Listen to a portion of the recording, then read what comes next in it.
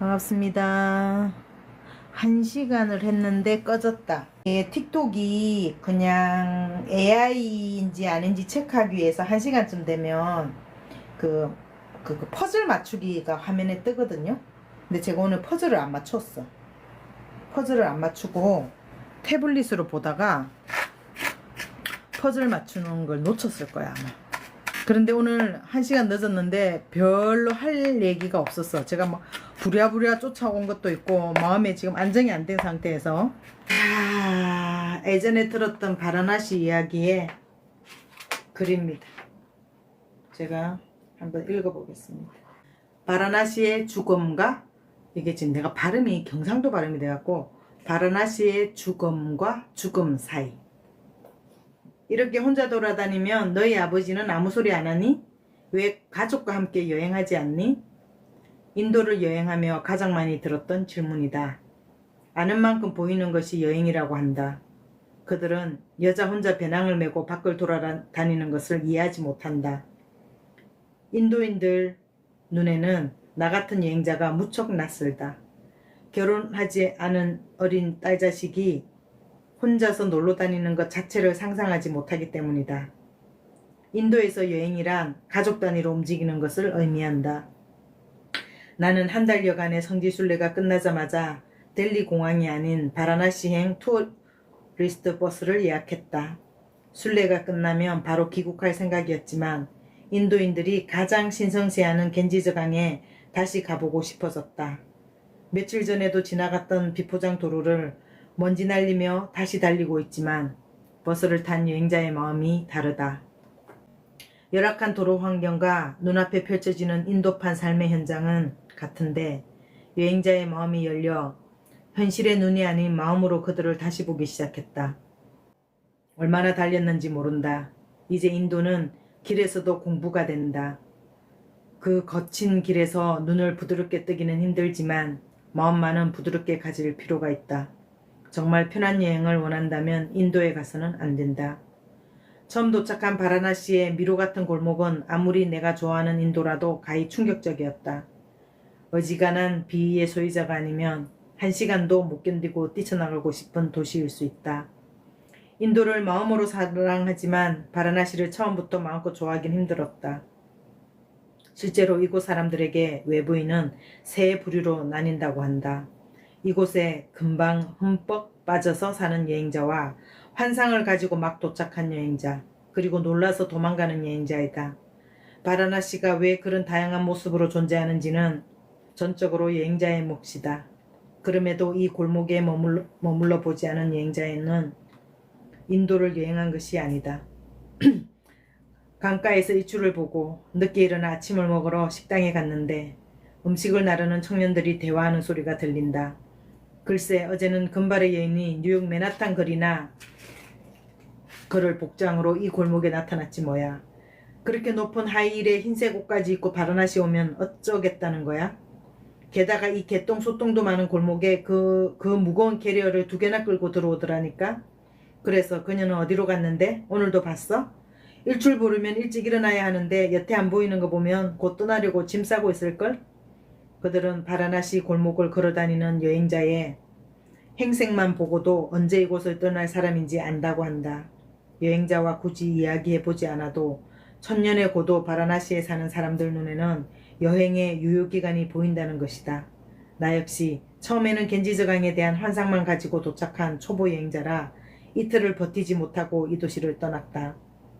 그 뒤로 짧게 자주 머무르는 꾀를 부리다가 5번쯤 가니까 제정신을 가지고 웃으면서 바라나시 골목을 걸어다닐 수 있게 되었다. 그런 나도 바라나시에서 여전히 이해할 수 없는 여행자 유형이 하나 있다. 어떤 복장도 헤어스타일도 이해가 되지만 그 골목을 맨발로 걸어다니는 외국인 여행자는 지금 생각해도 충격적이다. 시원한 대리석 바닥도 아니고 숲향기 나는 산길도 아닌데 인도에서도 가장 지저분한 골목을 맨발로 걸어다니는 그 멘탈은 도저히 못 따라가겠다. 나는 겐지저강에서 2발을 꺼내 씻는 것도 큰맘 먹고 심호흡을 하면서 했는데 말이다. 숙소에서 5분만 걸어가면 겐지저강이었다. 매일 아침 일출 사진을 찍기 위해 강가로 나갔다. 화장터 사진을 리얼하게 찍고 싶은데 보트를 타고 가야만 가까이에서 볼 수 있어서 하루는 가이드 투어에 합류했다. 여기 사람들은 죽어서 이 강가에서 화장을 하는 게 큰 소원이라는데 도대체 왜 그럴까? 가이드는 이미 많이 받았던 질문이라서인지 보트에 타자마자 설명해 주었다. 힌두교도들은 육신을 태운 죄를 이곳 겐지스 강에 뿌려야 윤회하지 않는다고 믿기 때문이라고 한다. 불교와 힌두교 수행의 공통점이자 최종 목적은 다시 태어나지 않는, 즉 윤회를 이승에서 완전히 끝내는 것이다. 보트는 강에서 일출을 본 후 화장터를 향해 천천히 이동한다. 저 멀리 한 무리의 사람들이 제법 많이 모여있는 게 보인다. 아직 연기가 나지 않는 걸로 봐서 시체가 이제야 도착한 모양이다. 배가 화장터 가까이로 다가가자 장작더미를 둘러싸고 주홍색과 흰색 가사를 입은 사람들이 화장 전 힌두의식을 진행하고 있었다. 곧 불길이 치솟기 시작했다. 가이드는 피어오르는 불길을 보며 설명을 이어간다. 저기 시체를 태우는 집안은 상당히 부자예요. 저 정도 불길이 올라오르면 나무를 많이 쌓아야 해요. 서민들은 나무 살 돈이 없어서 저런 불길은 보기 힘들어요. 대부분의 시체는 온전히 다 타지도 않은 채 강 속에 던져지죠. 그러나 돈이 많은 사람도 돈이 없는 사람도 죽으면 모두 이곳에서 똑같은 절차로 화장을 한다는 점에서는 평등한 셈이에요. 다만 장작의 양이 빈부의 차이를 보여주죠. 죽기 전에 내 몸 태울 장작값이라도 벌어놓는 게 꿈이라면 꿈이지만 서민들에게는 쉽지 않은 일입니다.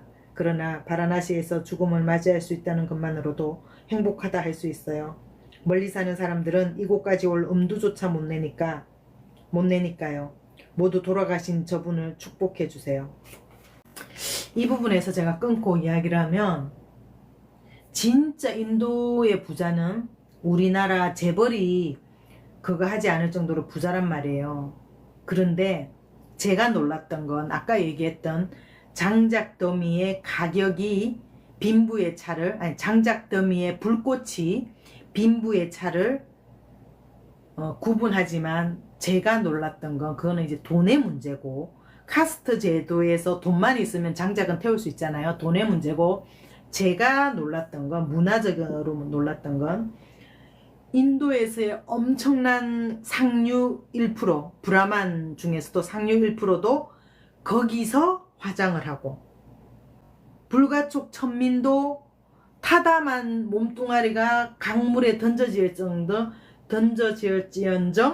같은 장소, 그 태운 재 위에 또 시체를 올려서 또 태우고 그 위에 또 태우고 올리고. 그래서 제가 놀랐던 건 그런 거였어요. 이 경제적인 문제가 아니고 인도 카스트의 상위 1%가 똑같은 장소에서 태워지기를 그 문화적인 그 받아들이는 그 의식.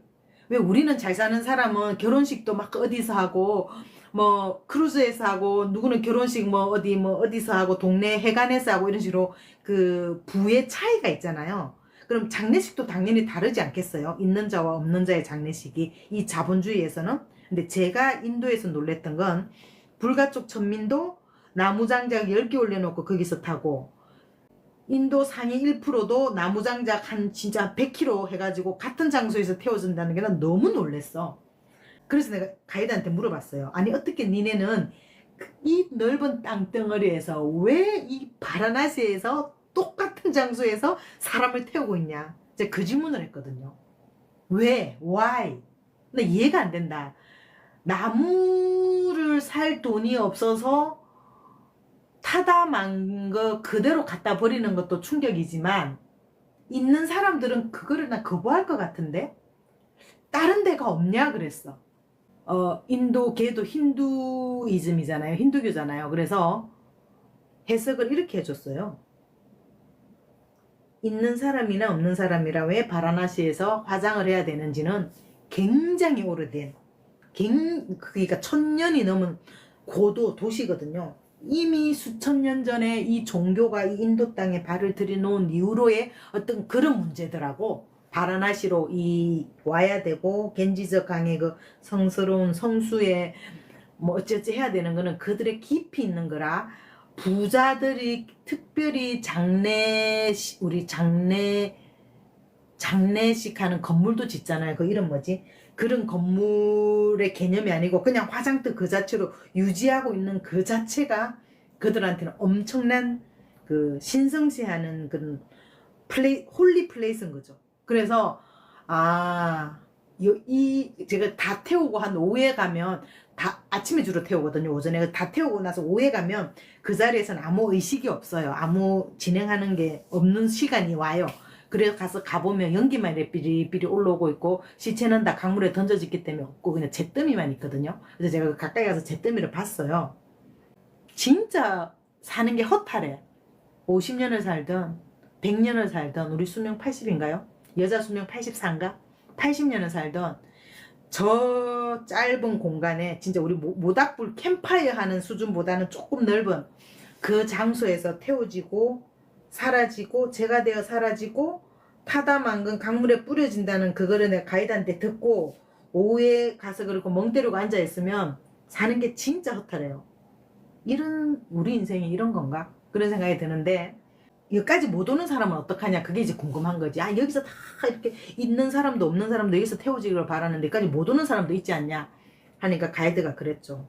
저 남쪽에 있는 사람들은 여기까지 오려면 며칠이 걸리고, 정상적으로 그 사람들이 걸어서 오진 않을 거니까 무슨 그렇게 와서 그 아까 말한 그 죽음의 하우스, 죽음을 기다리는 집에 가서 들어가 살다가 죽으면 그들은 완전한 소원 성취를 하는 건데, 오다가 죽는 사람도 있는 거잖아. 그까지 못 오고, 그런 사람은 그냥 그 동네에 있는 어디서 그냥 태워지거나 버려지는 거라고 했어요.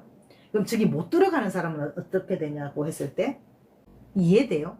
매일 골목에서 수백 개의 시체가 지나가고 화장터로 가고, 그 죽음의 집에서 매일 사람들이 죽어가고, 이해하기 힘들어요. 물론 그런 생각 안 하고 나처럼 이렇게 막 안 파헤치고 뭐 겐지스강 일몰만 보고 꽃 띄우는 거 그것만 보면, 가트에서 꽃 띄우는 것만 보면 너무 아름다운 바라나시인데, 저처럼 허무주의에 빠진 그 당시로는 사는 게 너무 의미가 무의미했어요. 그래서 내가 인도에서 갱생이 돼서 왔다는 거, 최종 결론은 내가 바라나시에서 갱생이 돼서 왔죠. 와서 어찌어찌 열심히 서울에서 살다가 이제 시골을 왔잖아요. 기촌을 해서 또 갱생을 하고 있어. 오늘 하고 싶은 얘기는 이거예요. 물론 내 인생 살면서 죽으면 우리는 보험이라는 게 있잖아. 사망보험금이 나오잖아요. 많이는 안 나오지만 뭐 몇백부터 나오긴 나오잖아요. 그걸 우리는 장작불이라도 살 수 있어. 근데 우리나라는 장작 안 하고 뭐 장례식장 가면 되잖아요.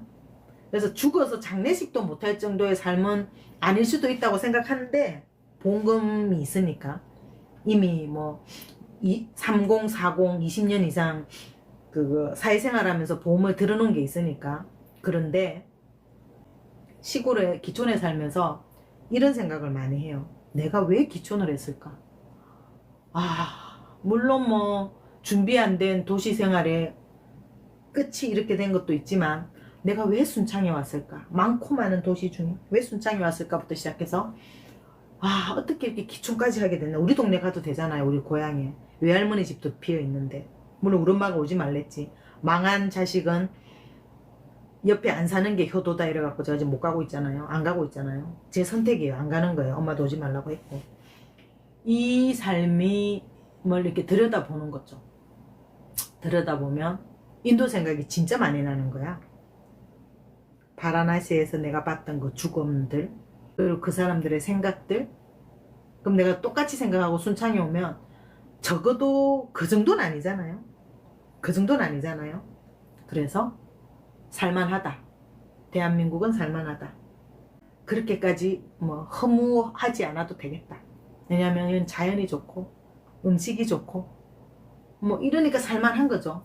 진짜 돈만 있으면 너무 좋은데, 옛날에 돈 벌 때만큼 안 받쳐주니까 그거 빼고는 허무하죠. 그 허무감을 내 내면에 20대는 허무감을 느끼기 전에 이미 너무 힘들었고, 서울 생활이 너무 힘들었고, 경상도 여자가 서울 가서 버티느라 너무 힘들었고 자리 좀 잡는 30대가 되니까 이제 허무해지더라고요. 돈을 벌어도 뭘 해도 뭐 이러면서 허무해지면서 그걸 이제 인도 가서 갱생을 한 그 내가 50에 5학년이 돼서 순창에 와보니 딱 인도에 온 느낌인 거야. 딱 인도에 온 느낌이야. 아, 30대에 인도 가는 거랑 50대에 기촌한 게 나한테는 쌤쌤이더라. 그래서 저는 진짜 항상 저의 기촌 생활 수단은 긍정이지 않습니까? 뭐 어디서 댓글 안 좋으면 막 기촌에 대해서 댓글 안 좋은 거 보면 막 열불까지 안 내고 분노가 나. 살아보지도 않고 지가 와서 살아보고 댓글을 달든지 살아보지도 않고 막 방송만 보고 미디어만 보고 막 저러고 있다고 막 그런 생각을 하거든요. 인도도 그렇잖아요. 가보지도 않고 여자는 혼자 못 간다는 둥, 위험하다는 둥, 거지가 어쩐다는 둥 막 이러잖아요. 가보지도 않고. 나한테 똑같은 거야. 내가 인도 가기 전 상태, 인도 가서 바뀐 상태, 기촌하기 전 상태, 기촌하고 나서 바뀌고 있는 현 과정이 너무 똑같아가지고 나한테는 이게 너무너무 재밌는 일상인 거죠. 여러 가지 경제적 자리 잡는 거 이런 갈등 빼고 모든 생활은 그런 거 딱 빼면 너무너무 나는 좋은 환경에 있어요. 그래서 감사하게 생각해요. 그래서 제가 기촌 인생을 수다로 또 풀고 또 풀고 또 풀고 인도랑 연결하고 또 풀고 또 풀고 또 풀고 이렇게 시골이 좋다라고 마무리를 짓는 이유는 지금 제가 과거에 풀었던 약간의 인도 썰과 중간중간 풀었던 기촌 썰의 오늘의 마지막 버전인 거야. 허무했음에도 불구하고 인도에서 행복했고 추억을 여태 그 에너지로 지금 30년째 아직 30년 안 됐죠. 30, 40, 50 30년 아직 안 됐죠. 한 25년째 버티고 있고 기촌했으니 또 이 에너지로 앞으로 이 동네에서 20년을 살지 않을까. 그래서 70이 돼도 괜찮을 것 같다. 내가 30대 때 50이 되고 싶었던 것처럼 50이 되니 이제 70이 되고 싶은 거지. 30대 때 50이 되고 싶었는데 50이 되니 코로나가 와서 망했어. 그래서 기촌을 했어. 기촌을 했더니 70이 됐어.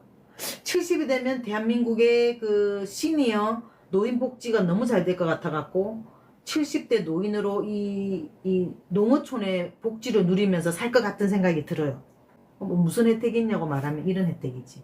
65세 이상부터 돈 줘, 일자리 줘, 프로그램 공짜로 줘, 나라에서 기름값 줘, 에어컨 비용 줘, 쌀대 줘, 뭐 마을에 가만 가면 뭐 먹고 자고 에어컨 바람에 돈 쓸 데가 없는 거야. 돈 쓸 데가. 난 그렇게 생각해. 늙으면 시골 가야겠다. 보통 우리 이런 생각 하잖아요. 늙으면 어째 살지부터 시작해서 굶으면 어떡하지? 친구들 없으면 어떡하지? 심심해서 어떡하지? 이런 말들을 내가 했었거든. 야, 늙으면 뭐하냐? 일도 못할 거고 친구도 없을 거고 뭐 이런 걱정했는데 시골에 왔잖아요. 친구는 수두룩해요. 경로당 가면 수두룩해. 다 같이 늙어가는 거지. 또 가면 또 뭐 하고 있나 볼 때 프로그램도 엄청 많아. 가만히 있으면 막 나라에서 막 강사들 보내요. 뭐 해라 뭐 해라 뭐 꽃방울 만들고 가죽 만들고 김밥 만들고 뭐 계속 뭐 해. 너무 많아 프로그램. 절대 안 심심하다. 그래서 내가 빨리 70이 되고 싶은 이유가 이렇게 마무리가 됩니다. 30에 서울에서 50이 되고 싶었던 그 마음과 완전히 다르지. 5학년이 돼서 70이 되고 싶은 마음은 또 다른 거야. 그때 70이 그냥 놀고 먹고 싶은 거지. 나라에서 해주는 혜택 받으면서. 시골살이 추천합니다. 그래서 정작 언제 내려와야 되냐? 늙어갈 때 내려와야 돼. 그러니까 젊었을 때 내려오면 더 좋겠지만 늙어서 내려와야 돼. 그래서 65세쯤에 내려오면 좋겠다. 60대만 돼도 내려오면 한 5년 있으면 65세니까 모든 혜택을 누린다. 65세 이상에게 주는 모든 혜택을 누린다. 그렇게 생각하고 여기 살면 나름 괜찮아요. 일상이 괜찮아요. 그럼에도 불구하고 지금은 너무 청춘이고 너무 젊은 나이라서 뭐라도 하면서 그래도 지역사회에 뭔가 재능 기부 내지는 마을 활동 내지는 그런 역할을 해야 되지 않나라는 찔림이 있죠. 도대체 뭘 해서 이 마을에서 내 역할을 할까 이런 고민을 하죠. 시골 내려가면 집살 그것도 돈이잖아요. 집살 뭐는 있냐? 가서 뭐 해 먹고 살래? 결국은 돈의 문제잖아요. 왜냐면 60이 넘어서 직장 구하러 시골 오진 않잖아. 뭐 연애하거나 뭐 하려고 오는 거 아니잖아. 그냥 가서 살 돈을 들고 가야 된다고 생각하잖아요. 그러면 내 주변에 준비된 친구 얘기를 해볼게요. 나는 그 친구가 연봉이 나이 40 중반에 1억이 넘는지 몰랐어. 근데 그 얘기를 작년에 해줬어. 내가 이미 그때 연봉이 1억 2천이었다. 그리고 50이 되니까 이제 1억 5천까지 가지 않았겠어요? 그 뒤로는 얘기를 안 했어. 연봉 1억 2천이면 월천이거든요. 월천? 엄청 행복하고 인생의 노후에 꽃이 피고 막 그럴 줄 알았어. 너무 바쁜 거야. 막 사는 게 너무 바빠. 막 주말에도 골프 접대 너무 바쁘고 집에 가면 10시 11시고 그런 삶을 살고 있더라고. 그런데 돈을 많이 버는데 걔의 일상을 보면 자기 삶이 없어. 해외 출장 많고 뭐 이러면서 좀 지 눈에는 내가 자유로워 보였던 거야. 툭하면 뭐 회사 출장 핑계로 한국에 없으니까 걔는 내가 부러웠던 거고, 지는 돈은 버는데 자기 시간이 없는 삶을 살면서 얘가 마지막 선택을 뭘 했냐면 해외 근무를 신청하더라고. 회사 그만두기 전에 해외 근무를 하고 싶다고 신청을 했는데 당첨이 됐어. 그래서 내가 제일 좋아하는 나라가 유럽에서 어디죠? 독일이거든요. 이 친구도 독일에서 그래서 1년 하고 오야지 했는데 살아보니까 자기 아무도 터치 안 하고 상사 뭐 한국에 있고 너무 좋은 거야. 그래서 2년을 살았어요. 저녁마다 와인 모임에 가서, 유럽에 와인 좋은 거 많잖아요. 비싼 와인 같이 마시면서 파티 매주 파티하고, 그리고 수영장 다니고 운동 헬스장 가는 거 하면서 내가 생각하는 정상적인 능력 있는 커리어 우먼의 삶을 살고 있더라고. 어디 가서? 남의 나라 가서야. 한국만큼 그렇게 막 회식 자리, 술자리, 뭐 골프 접대 이런 건 없나 봐. 독일에 갔더니 그런 건 안 하나 봐. 주말까지 끄집어내가지고 골프 치고 뭐 이런 건 없나 봐. 그러니까 자기 시간이 너무 많으니까 얘가 너무 이제 좀 릴렉스가 돼서 진짜 월천 받는 커리어 우먼의 모습이 보이더라고. 그랬는데 그 친구가 독일을 딱 정리하고 한국으로 온 거야. 한 2년 살아보니까 그 삶이 좀 그런 거야. 이거는 길게 설명하지 않겠어. 여행 많이 하면 엄청 행복할 것 같고 엄청 뭐 자유로울 것 같죠? 안 그래요. 모든 건 끝이 있어요. 즐길 만큼 즐기고, 뭐도 그럴까요? 술도 그렇고 연애도 그렇고 다 그럴까요? 즐길 만큼 즐기고 나면 그게 허무해지고 뭐 공허해지는 순간이 와요. 얘도 이제 한 2년 살아보고 뭐 술 좋은 와인 다 마시고 다 살아봐도 별 게 없거든. 문제는 얘도 이제 싱글이라는 거죠. 그걸 딱 정리하고 빠르게 정리해서 한 달 만에 여기 짱 박혀야지 했던 마음을 딱 정리하고 한 달 만에 싹 회사에 보고하고 또 들어온 거야. 지난달에 들어왔어 이러더라고. 아직 짐은 배로 오고 있는 중이야. 몇 달 있다 도착해 이러고 있더라고. 몸만 먼저 들어오고 배로 띄우고 2년 산 짐 배로 다 보내고 몸만 먼저 들어온 거지. 얘의 최종 선택은 희망퇴직. 요즘 뭐 희망퇴직 그 큰 기업들 많이 받고 있잖아요. 몇 억 주고 사람 내보내는 거. 얘가 그거 딱 회사에 떴을 때 신청하고 빠진 거예요. 원하던 은퇴를 했는데, 희망퇴직을 했는데. 그래서 얘 첫 소망이 뭐냐면 나는 제주도에서 몇 달 살게 하고 통영에서 몇 달 살게 하고 뭐 속초 가서 몇 달 살게 하면서 계획을 다 세워놨어. 인생이 계획대로 안 된다고 어머니가 치매가 왔어. 같이 사는 엄마가 치매가 온 거야. 치매 진단을 받으면서 지금 3년째 엄마를 수발드느라 얘가 꿈꾸는 제주살이 못 가, 통영살이 못 가, 서울 집콕 생활을 하고 있는 거예요. 퇴직 후에. 희망퇴직하고 수억받아서 날개에 닫힌 미래가 있는 것 같지만 또 가족이라는 그 변수가 또 생겨.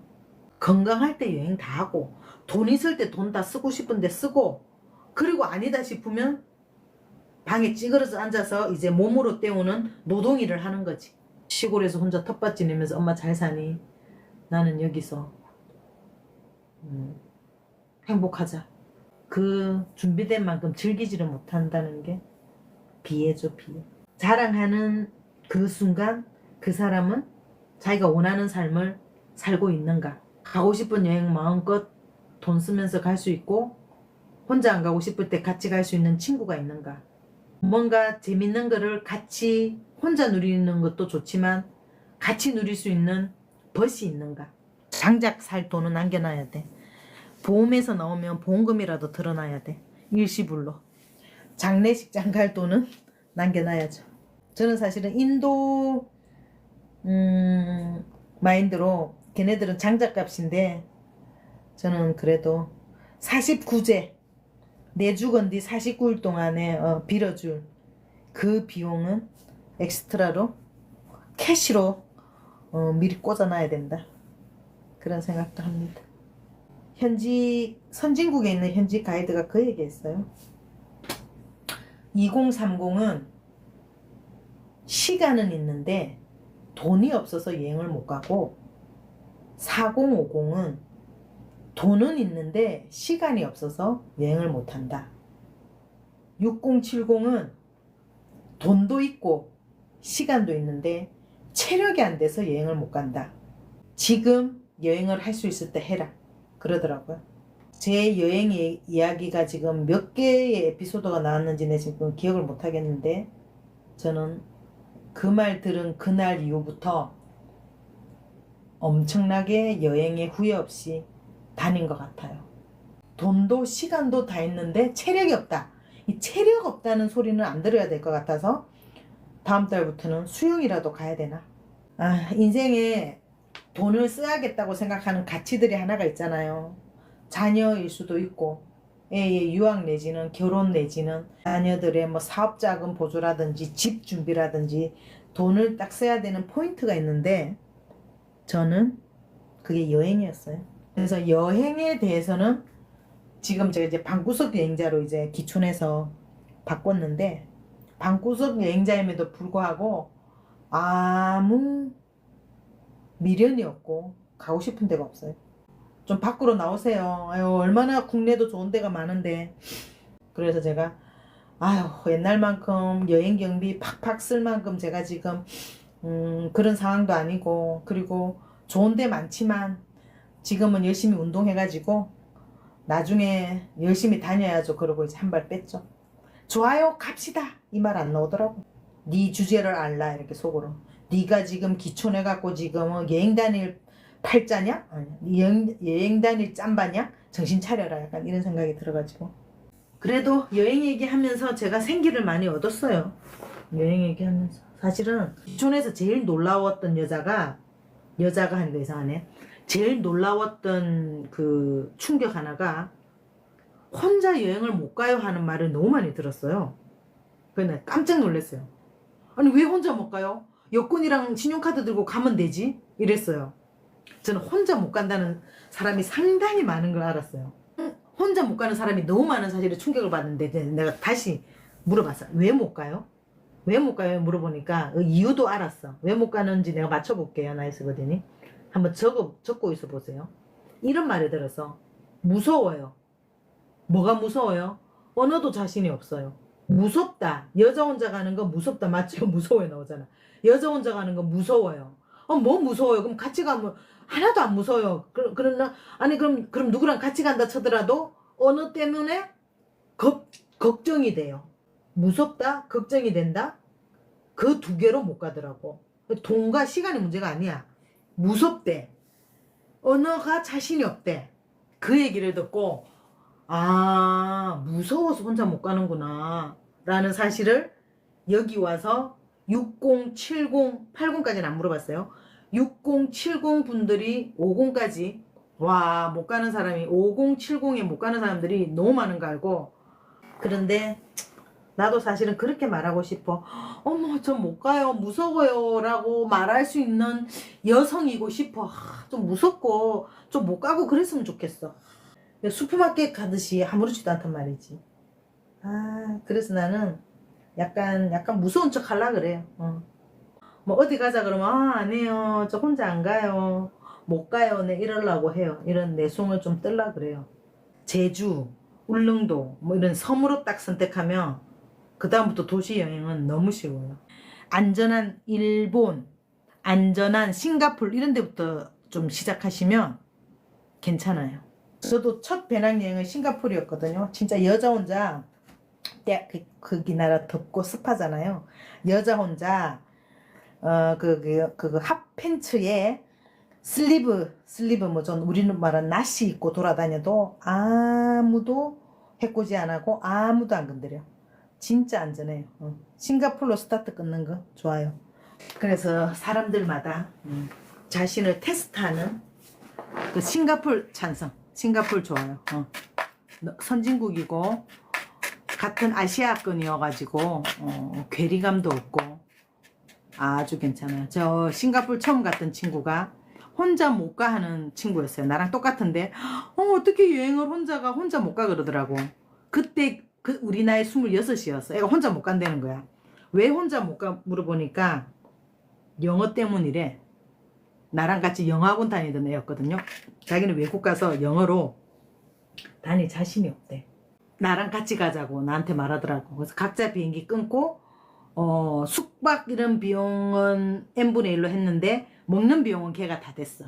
식비는 걔가 다 됐는데 대신에 내가 모든 걸 다 검색하고 맛집 찾고 가이드를 다 해줬지. 근데 이제 뭐 싱가포르인데 싱가포르만 일주일에 있을 건 없잖아요. 그래서 우리는 옆에 있는 말레이시아, 옆에 있는 인도네시아 다 배 타고 버스 타고 말레이시아 올라가고 배 타고 섬 갔다 오고 해서 일주일을 빡빡하게 내가 스케줄을 짜서 걔랑 갔다 왔죠. 누가 같이 가자고 했을 때는 다 저가 필요해서 가는 거잖아요. 영어가 되든 뭐 관광 뭐 가이드를 해주든 또는 뭐 씩씩하니까 뭐라든 저가 필요해서 가자고 하니까 피곤하죠. 저는 일로 가는 거니까. 그래서 저는 여행을 철저히 혼자 다닙니다. 그냥 쪼막쪼막 그냥 여행 친구로 가는 거지만 저는 가면 그게 일이 되거든. 그래서 여행을 철저히 혼자 다닙니다. 여행을 혼자 못한다는 50, 60 언니들이 너무 많아서 능력도 되시는 분이 기촌했더니 부유한 사람들이 많아요. 경제적인 여유가 있는 사람들이 너무 많아. 근데 여행을 혼자 못 가더라고. 그때는 에어비앤비 없어서 우리는 그냥 시티에 있는 뭐 호텔 같은 데 묵었지만 요즘 에어비앤비도 잘 돼 있을 것 같아. 싱가포르이 엄청나게 집이 비싼 나라잖아요. 집. 싱가포르, 자 기억을 떠올려 볼게요. 싱가포르이 엄청나게 주택이 비싼 나라예요. 홍콩도 그렇고. 홍콩이 건물이 아파트 건물이 우리 저 잠실에 있는 그 시그니엘 타워 120층처럼 홍콩의 친구들한테 물가도 비싸고 그렇죠. 집도 엄청 비싸잖아요. 그래서 홍콩에서 누가 이렇게 밥 먹다가 친구를 만났어. 야, 너 어디 사니? 그러면은 아파트 사는데 몇 층에 사니? 그러면 이렇게 말했어. 84층에 살아. 68층에 살아. 이 말이 너무 나는 놀랬어. 홍콩 애들은 기본적으로 층수가 그래. 88층에 살았는데 또 우리나라가 63이 최고 높을 때였어요. 홍콩 건물 아시죠? 야경에 나오는 쪼빛한데 조그만한데 104층에 살고 막 그래요. 우리나라에 그런 거 없을 때 우리나라는 지금 120층인 거 있잖아요. 그래 그게 홍콩이고 싱가포르 홍콩 스위스 물가 너무 비싸요. 너무 비싸요인데 가면 간 대로 또 배우는 게 있죠. 물가가 비싸면 비싼 대로 여행은 그렇게 받아들여야 돼. 이거는 저의 자본주의 생각일 수도 있는데 진짜 스위스 가면 물가 엄청 비싸요. 스위스보다 더 비싼 데는 저쪽이거든요. 노르웨이. 노르웨이 물가는 이런 말할 수가 없어. 독일에서 일주일 쓴 돈을 노르웨이에서는 하루에 쓰더라고. 너무 비싸. 그게 비하면 싱가포르는 아시아권이라 좀 덜한데 그때 비싼 거에 대한 변명이 아니고 저는 이렇게 생각했어요. 비싼데 비싼 나라 가서 없는 아시안이 비싼 나라 가서 살아보니 제 교훈이에요. 부교훈 이렇게 비싼 데는 못 살겠다. 이렇게 표현하면 GNP가 한 4만 5천 5만 불 되면 엄청 비싼 선진국이잖아요. 와 너무너무 잘 사는 나라는 나는 못 살겠다 라는 생각을 했어요.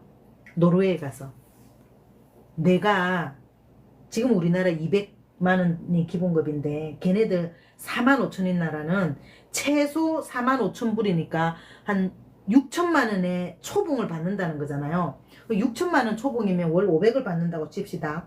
500만 원의 돈을 노르웨이 직장인이 초봉으로 받아서 걔네들이 일상 그 쓰는 비용으로 300만 원이 날라가. 또 200만 원으로 자식 교육 하면 엄청 쪼달리는 거거든요. 그걸 살아내야 되잖아요. 지 혼자 장보러 독일 갈 수 있나? 독일이 식료품비는 싸거든요. 지 혼자 배 타고 비행기 타고 장보러 독일 갈 수 있나? 그냥 지네 나라에 있는 그 비싼 물가에 사야 되고 쿠팡처럼 뭐 배달을 해주나 그 나라? 지금은 모르겠다 진짜. 쿠팡이 북유럽 가면 대박 날 것 같은데. 탁탁탁 싼 가격에 탁탁탁 날라주면 대박 날 것 같은데. 진짜네. 쿠팡을 노르웨이에서 하면 대박 날 것 같은데. 다 그거 장 봐가지고 비싼 물가에 장 봐서 사잖아요. 너무너무 비싼데 돈을 월 500만 원을 주면 뭐해. 남는 돈이 없는데. 그래서 저는 야 5,000불 5, 600만 원의 월급을 받아도 노르웨이는 못 살겠다. 너무 비싸다. 그냥 관광객으로 휙 10일 보고 가자. 아, 네 다시 못 온다 이런 생각했거든요. 그걸 이제 아시아로 갑시다. 싱가포르 갔어. 너무 비싸. 교통비, 밥값, 숙박비, 비행기는 좀 싸게 갈 수 있다 치더라도 가까우니까. 노르웨이 가는 비행기 값보다는 싱가포르 가는 비행기 값이 싸잖아요. 너무 비싸. 그래서 한 일주일 있는데 한 200만 원 쓰고 왔어. 너무 아깝지. 이 돈에 더 보태면 유럽도 갈 것 같잖아요. 그런데 200만 원을 싱가포르에서 써봐야 돼. 그게 여행이고 그게 나중에 저 노르웨이 스웨덴 갔을 때 일주일에 한 300만 원 쓰고 나면 일주일에 300만 원 쓰지. 쓰고 나면 또 배우는 게 있어. 그래서 저는 비싸든 싸든 그 나라 수준에 맞춰서 놀아줘야 된다. 여행 가줘야 된다. 그래서 가십시오. 카드 한 12개월 끊고 가십시오. 그래서 스위스 사람들은 기름 넣으러 옆 나라 독일로 가잖아요. 지네 물가 너무 비싸니까 기름 넣으러 그 국경도시 독일로 가요. 좋은데 애들 교육 잘 시키고 공부 잘 시켜갖고 월급 많이 받는 선진국에 막 초봉이 훅 나가는 게 집값이라는 사실. 그럼에도 거기서 살고 있는 삶은 그렇게 또 적응해서 가더라고. 내가 뉴욕 그 맨하탄에 있는 그 학고방 같은 걔네들 스튜디오 원룸, 우리로 말하면 원룸인데 걔네들은 스튜디오를 붙이잖아요.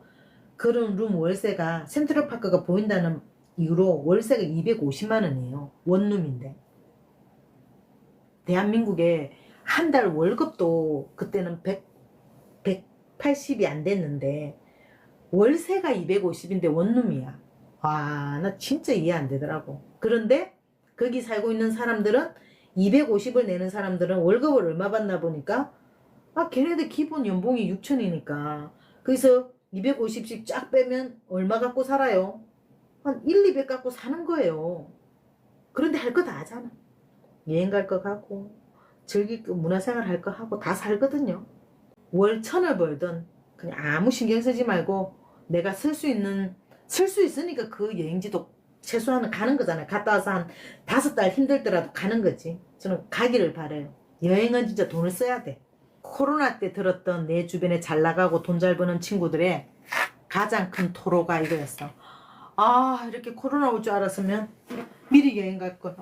갯돈으로 모아놓은 거 계속 미루다가 시간 없어서 못 가고 뭐해서 못 가고 미루다가 결국 코로나 터졌네. 에이 미리 갈 걸. 코로나 걸려서 죽으면 억울해서 어떡해.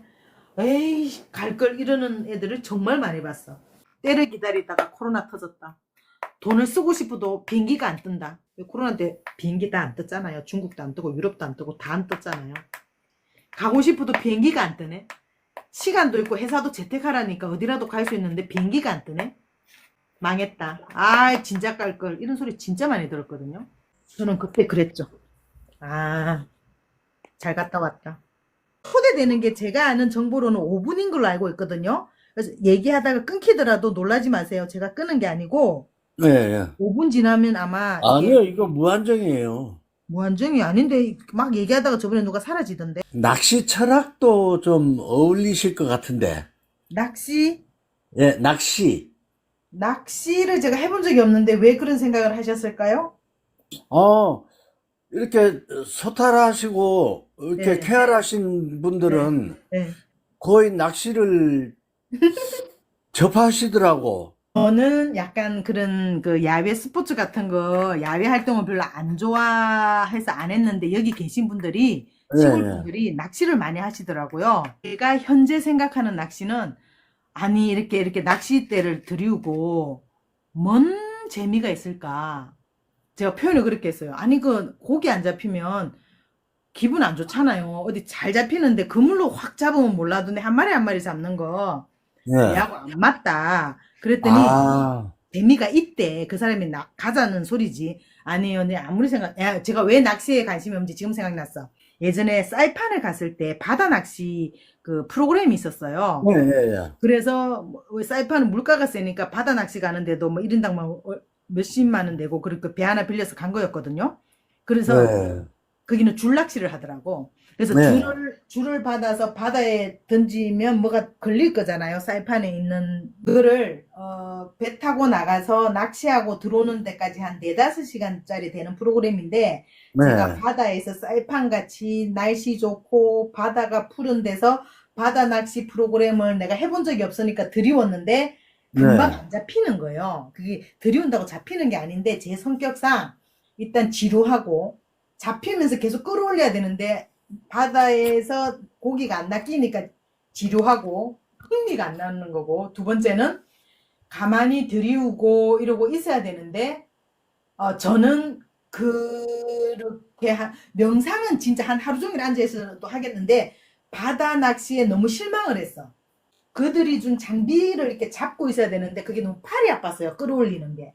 상당히 손에 근력이 필요하더라고요. 그래서 음, 누가 잡은 거를 같이 끌어봤는데 너무 힘이 딸리는 거예요. 그래서 내가 처음에는 고기가 안 낚여서 좀 지루하다고 했는데 걸린 사람 같이 당기는데 너무 힘이 들어가서 팔이 아픈 거예요. 그래서 내가 나 잡아도 이거 문제겠다 생각하고 그때부터 낚싯대를 뺐어. 낚싯대도 아니지. 줄낚시를 빼고 나는 그다음부터는 안 하겠다 그러고 사진 찍고 거기서 뭐 그 와인 마시고 룰루랄라 놀았거든요.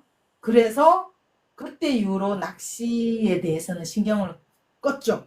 그런데 여기 보면 가끔 낚싯대 들이고 강가에 있어요. 섬진강변에. 예. 그런데 저게 앉아서 하고 싶다라는 생각을 안 해보게 된 거죠. 그냥 나는 바다 낚시에서도 흥미가 없었으니 저런 네. 강 낚시에 재미가 없을 거라고 생각했는데 여기 하는 분들이 바다 낚시랑 또 다르다. 가만히 앉아가지고 그렇게 하는 거 아마 할만할 거다 그랬는데 아직은 안 해봤어요. 사실 오늘도 순백나무 숲에 가서 오늘 비가 조금 예, 왔거든요. 예, 이렇게 예. 이거 나무로 지은 그 트리하우스 같은데 이렇게 앉아가지고 예, 예. 빗소리랑 그 계곡의 물소리랑 가만히 듣고 이렇게 멍하게 앉아있다 왔는데 예, 그런 걸 너무 제 취향이고 좋아하는데 그런 예. 마음으로 낚싯대를 들이우고 있으면 예. 좋을 것 같은데 일단 나중에 한번 해보고 공유는 할게요. 근데 제가 왜 낚시를 내한테 안 맞을 거라는 생각 중에는 막상 낚싯대를 들이우면 예. 잡아야 된다는 욕심이 올라올 것 같아. 그래서 내가 욕심을 안 내려고 하는 것도 예. 있는 것 같아요. 저도 예. 여행을 하면서 예. 우리나라처럼 기똥찬 위치에 이렇게 놀기 좋은 시설이 있는 데가 잘 없거든요. 이 라이브를 하는 이유가 제가 이 세계로부터 나를 끄집어내서 계속 혼자로 내면에 빠져서 이렇게 사니까 계속 멘탈이 그래 돼서 일단 나가자고 생각하고 소통을 시작했는데 생각보다 이제 이게 제가 위로가 많이 되는 거예요. 소통은 이게 매일매일 하려고 노력을 하게 되고 이러면서 삶에 약간 어떤 에너지, 활력을 찾게 되면서 굉장히 저한테는 좀 한 달밖에 안 됐거든요, 라이브 한 지. 근데 굉장히 어, 활력이 되면서 오늘도 사람들하고 어디 뭐 전주로 어디로 뭐 먹으러 가자 그러면 안 가거든요. 됐다고 예. 안 가고 집에 가만히 있는데 비 오는 날 굳이 귀찮지만 조인해가지고 먹고 왔어요. 굳이 갔다 온 것도 내가 굉장한 변화고 그리고 사람들한테 라이브 한다고 말한 것도 굉장한 변화고 지금 고민하고 있는 현재 4명과의 이 전쟁에서 아직 제가 좀 탈피를 안 한 상태라 약간 이런 버전으로 사실은 계속 공허 이런 단어를 계속 쓰고 있는 저를 이제 녹화분을 보면서 내 분위기 이렇게 하면 안 되는데 좀 더 케어하고 활력으로 가야 되는데 생각하면서도 제가 아직 못 그러고 있어서 그 부분이 조금 제가 라이브 하면서 좀 그래요. 제 거 그거 프로필 누르면 예. 삶의 번아웃, 권태기 뭐 이런 거 적어놨거든요. 예. 그래서 네. 그런 사람들하고 그런 얘기를 하고 싶다는 내 나름의 꿈과 희망과 욕심을 갖고 그렇게 해놨는데, 과연 그런 사람들끼리 모였을 때 나는 어떤 대화를 할까 조금 궁금하긴 한데, 어쨌든 지금 저를 치유해가는 과정이에요. 낚시 철학까지 얘기하니까, 언제 나를 끄집어내지? 저는 제가 일을 하면서 혼자인 제 친구들 싱글의 삶도 봤고, 혼자가 된 제 동창들도 보고, 또 우리 선배들, 그래봤자 벌써 이제 은퇴할 나이들이죠. 다 보면서, 그리고 제가 제일 좋아하는 노래가 김건모의 남자의 인생인데, 그 노래 들으면 너무 슬퍼, 가사가. 그런데 같은 시대를 사는 40대 그 남사친들한테 애들 너무 불쌍하다, 진짜 진생이 없구나, 자식을 위해서 너무 희생한다, 그런 생각을 했는데, 그때는 모르는 것 같고 이제 은퇴한 우리 60대 선배들을 보니 그때서야 자기 삶을 찾겠다고 하는데, 이제 집에서 우리 속된 말로 나가리가 되는 거지. 자기 공간이 없는 거죠. 그래서 과연 혼자 사는 잘 나가는 여자들이나 혼자가 된 남자들 사이에 그 인생을 바라보는 그 가치관이 일찍 정리하고 지 삶을 갖는 게 맞는 건지, 할 때까지 다 하고 이 대한민국 60 이후에 은퇴자가 돼서 혼자가 되는 게 맞는지는 각자의 선택이지만, 만약에 세월을 돌려서 너가 40이 됐을 때 어떻게 할 것인가에 대해서는 각자의 삶에 좀 당당해야 되지 않을까 생각하고, 지금 하시는 그 말씀을 저나 이 듣고 있는 사람들한테 해서 어떤 답을 찾으려 하기보다, 내가 이렇게 살아보니 한 남자의 인생이 이래 왔는데, 내가 40이 됐을 때, 50이 됐을 때, 그때 나를 생각하고 지금 남아있는 현재의 나이로부터 앞으로의 삶을 그렇게 살지 않는다는, 그게 중요하다고 생각해요. 저는 기촌에서 너 거기서 뭐하냐, 야 너 거기 오래 못 산다, 네 스타일에 절대 네 거서 못 산다, 당장 서울 올 거라고 생각했지만 3년을 버티고 있고 점점점 스며들면서 이 삶에 만족하고 있고 굳이 도시로 나갈 필요가 없음을 느끼고 있거든요. 그런데 이런 대화를 공론화해서 하기에는 너무 많은 개인 의견이 많기 때문에, 솔직히 인생을 한번 살아본, 일막의 삶을 살아본 사람들과 이거는 따로 어떤 대화를 풀어야 되는 소재인 것 같고, 이 틱톡의 연령도 모르고 상황도 모르는 이 상황에서 이 얘기를 하는 주제로는 조금 부적합하다 라는 생각을 하는 주제 중에 하나가 이거 남녀 각자의 삶에 대한 거라고 생각해요. 저도 인생 이막에 들어서서 제가 생각하는 가치관이 있고, 지금 저보다 한 10년 이상 연배인 이 느낌 속에 이분이 생각하는 삶을 듣고 싶지만, 이거는 공론화할 얘기는 아닌 것 같다. 어차피 인생은 혼자인데, 저는 그렇습니다. 혼자 여행을 못 간다는 부분은 좀 충격이긴 한데, 싱가포르 갔다 오면 1단계 고비는 넘어갈 것 같고요. 그 얘기 해드릴게요. 아까 얘기하다가 끊겼는데, 왜 선진국에 가서 먼저 여행을 해보면서 자신감이 생기냐면, 지금은 앱이 있어요. 제가 여기 와서 혼자 여행 못하는 많은 여인들을 보고 무서워서, 뭐가 무서워요 그랬더니 말이 안 되는 걸 무서워하더라고요, 언어.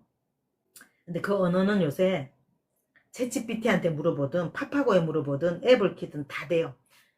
그것도 치기 싫어, 공항에 내려서 한글도 치기 싫어, 잘 안 보여 그러면 바우처라 그래서 호텔 예약하면 바우처가 있거든요. 그 바우처를 프린트를 해가세요. 프린트를 해갖고 택시 타자마자 그 사람한테 딱 보여줘. Here please, 여기 가자고 딱 here 하고 please 집어넣어주면 영어에서는 존경어잖아요. 그러면 기사가 딱 호텔 이름에 주소 딱 보고 바로 찍고 갑니다. 그 다음에 무섭다, 뭐 사고 날까봐 무서워하는 이런 거잖아요. 왜 무서워요? 여자 혼자 어떻게 무서워? 근데 저는 이렇게 말하고 싶어요. 아침에 해 뜰 때 나가고 해 지면 들어오면 돼. 밤에 뭐 어디 골목 뭐 바 가고 뭐 밤에 클럽 가고 이런 거 말하면 돼요. 그냥 남들 일어날 때 같이 움직여서 구경하고, 관광지 문 닫을 때 나와서 식당 문 열 때 마시고, 그리고 혼자 걸어가 보고 혼자 주문해서 먹어보고, 이렇게 하다 보면서 자신감 생기면서, 혼자 여행하는 게 이런 거구나, 너무 신난다. 패키지로, 그 다음부터 패키지로 못 다닙니다. 그다음부터 패키지 못 다니고. 저는 제가 생각하는 가장 큰 단점은 제 지인들이 말해요. 너는 네가 여행 좀 했다고 너무 제가 여행을 했다고 여행을 자랑하진 않아요. 제 말투 속에 여행 자랑하는 말투는 아니에요. 왜냐면 저는 그 시절을 자랑이 아니고 힘들어서 도피를 한 거기 때문에 자랑하는 것처럼 느끼면 댓글에 지자랑 이렇게 적어주세요. 자랑을 하는 것보다 저한테는 아픔인데 뭐가 저의 문제냐면 제 스스로 느끼고 제 친구들이 지적하는 게 인도 가서 그들의 삶을 보고 느낀 게 있고 선진국 노르웨이 가서 그 비싼 삶을 보면서 느낀 게 있고 뉴욕을 가서 그런 걸 보다 보니 제가 뉴욕에 안 살아도 제가 인도인으로 안 살아도 그 사람들의 생각과 문화와 그걸 접하다 보니까 너무 많은 삶을 살아버린 듯한 삶의 그게 있어 내가. 그게 나의 단점이야. 그러니까 뉴욕에 안 살아도 나 월급 500만 원 줘도 맨하탄에 못 살아 미쳐버려 막 이런 거 안 살아봤지만 살면서 그 치열한 걸 봤거든요. 나 500만 원 받아도 월세 250 주고 내 저렇게 못 살아. 안 살아. 나 센트럴파크 굳이 조깅 옷 입고 러닝하고 싶지 않아. 나 여기 못 살아. 이런 생각을 제가 가서 했거든요. 저 진짜 아메리칸 드림 있는 사람이었어요. 영어 공부하면서 내 갱상도 쓰면서 영어 공부하면서 스트레스 얼마나 받았겠어. 제 친구들은 그래요. 학원에서도 그래요.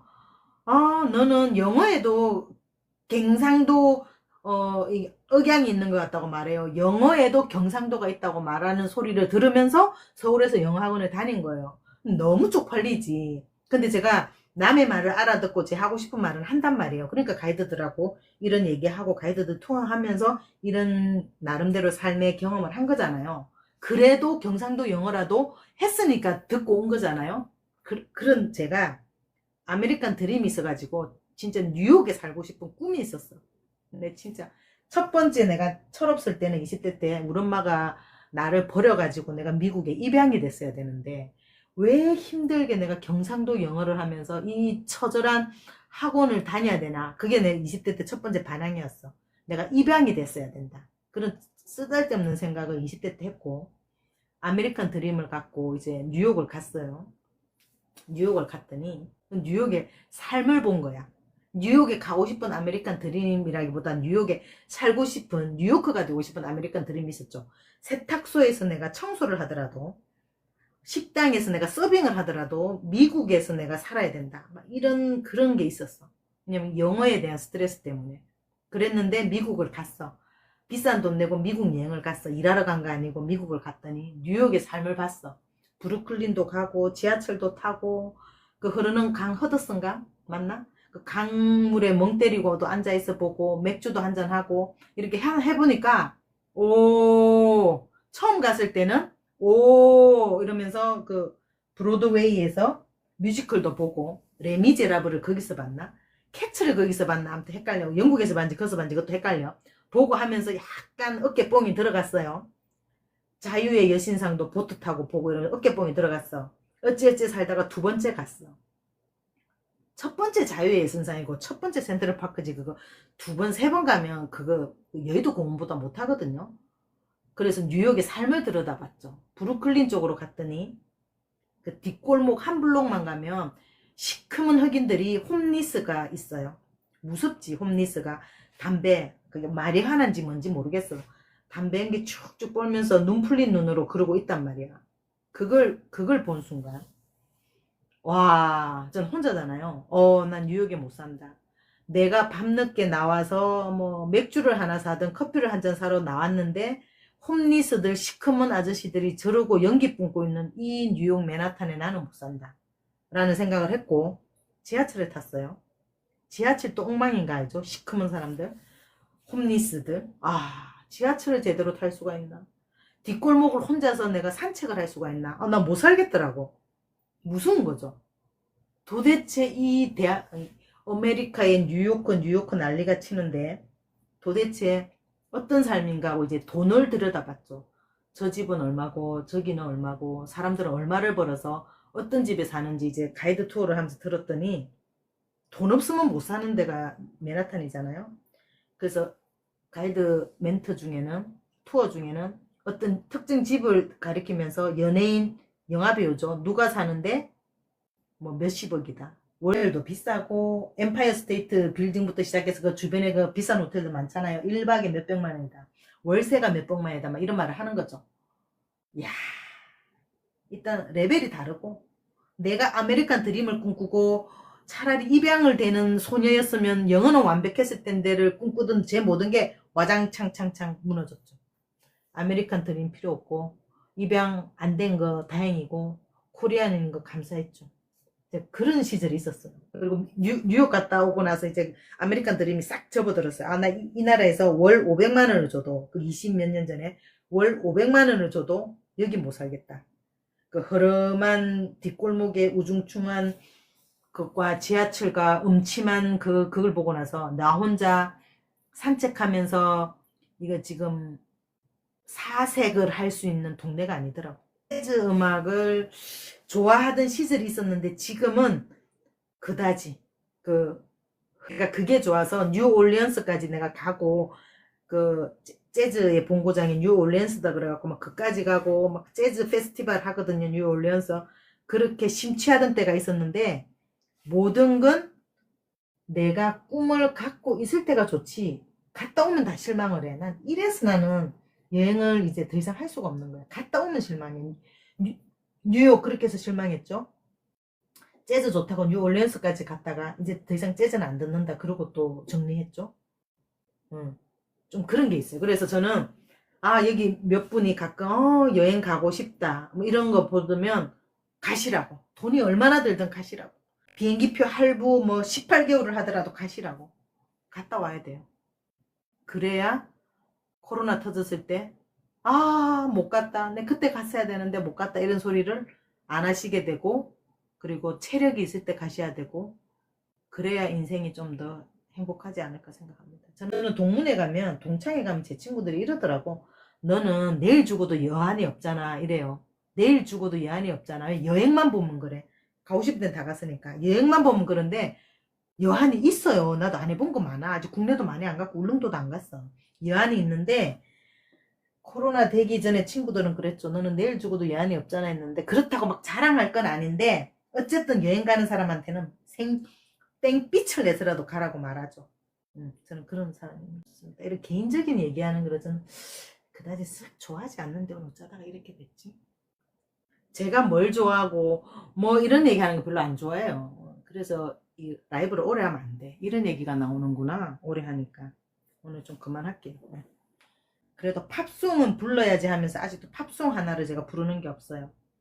왜 팝송 하나 몇 곡 정도는 불러야 되냐면 외국 가면 노래를 시키는데 우리 노래 아무리 불러봤자 얘네들 감동 안 하더라고. 제가 저번에 얘기했잖아요. 인도 기차역에서 내 18분 우리 노래 몇 개 불러도 아무도 박수 안 치더라고. 그래서 팝송을 불러야 돼. 팝송을 불러야 된다는 걸 20대 때 알고 지금까지 보관을 하고 있는데 30년째 아직 팝송 한 곡을 못 부릅니다.